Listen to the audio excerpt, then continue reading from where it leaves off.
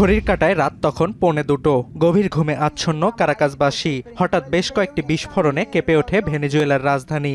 সামরিক বিমান ও হেলিকপ্টারের শব্দে জানান দেয় ভয়াবহতা। হামলা চালানো হয় কারাকাসের দুটি গুরুত্বপূর্ণ সামরিক ঘাঁটিতেও। তখনও হামলার মাস্টারমাইন্ড সম্পর্কে অবগত নয় কারাকাসবাসী। ভেনেজুয়েলার স্থলপথে যুক্তরাষ্ট্রের হামলার বিষয়ে ট্রুথ সোশ্যালে পোস্ট দেওয়ার কয়েক ঘণ্টা পর প্রথমবারের মতো মাদুরোর আটকের ছবি প্রকাশ করে ট্রাম্প প্রশাসন। এরপর ফ্লোরিডায় আয়োজিত সংবাদ সম্মেলনে ট্রাম্প জানান, নিউ ইয়র্কে নেওয়া হচ্ছে মাদুরো ও তার স্ত্রীকে। তাদের বিরুদ্ধে মার্কিন আইনে মামলা চলবে বলেও জানান ট্রাম্প। এছাড়া স্বাভাবিক অবস্থায় না আসা পর্যন্ত ভেনেজুয়েলার শাসন ক্ষমতা যুক্তরাষ্ট্রের নিয়ন্ত্রণে থাকবে বলেও দাবি করেন তিনি। We're going to run the country until such time as we can do a safe, proper, and judicious transition. So the oil business in Venezuela has been a bust, a total bust, for a long period of time. We're going to have our very large United States oil companies, the biggest anywhere in the world, go in, spend billions of dollars, fix the badly broken infrastructure, the oil infrastructure. এর আগে আরেক এক্সবার্তায় যুক্তরাষ্ট্রের attorney general পাম বন্ডি ও senator mic লি একই তথ্য জানান।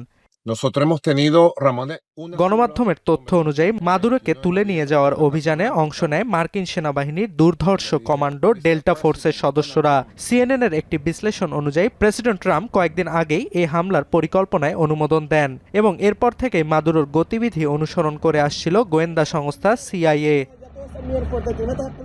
এদিকে মাদুরোর আটকের খবরে উচ্ছ্বাস প্রকাশ করেছে যুক্তরাষ্ট্র সহ বিভিন্ন দেশে থাকা ভেনেজুয়েলান অভিবাসীরা। রাস্তায় বেরিয়ে এসে পতাকা হাতে মাদুরোর সময়ে হওয়া অন্যায় অত্যাচারের কথা বলেন তারা। Que lo mató la tiranía, el gobierno venezolano, solo tenía 22 años, nos arrebataron un hermano, un hijo, un tío. Por todo lo que está pasando, este es el comienzo del final de la dictadura de Venezuela.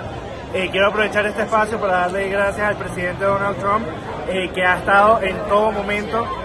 এদিকে ভেনেজুয়েলায় মার্কিন হামলা ও স্ত্রীসহ মাদুরোকে ধরে অন্য দেশে তুলে নিয়ে যাওয়ার ঘটনায় তীব্র নিন্দা জানিয়েছে Iran, Russia, Germany, Colombia, Cuba, Chile, Trinidad and Tobago সহ বেশ কয়েকটি দেশ। এ ঘটনায় জাতিসংঘের নিরাপত্তা পরিষদে জরুরি বৈঠকেরও আহ্বান জানানো হয়েছে। অর্ণব প্রসাদ, এখন বিশ্ব।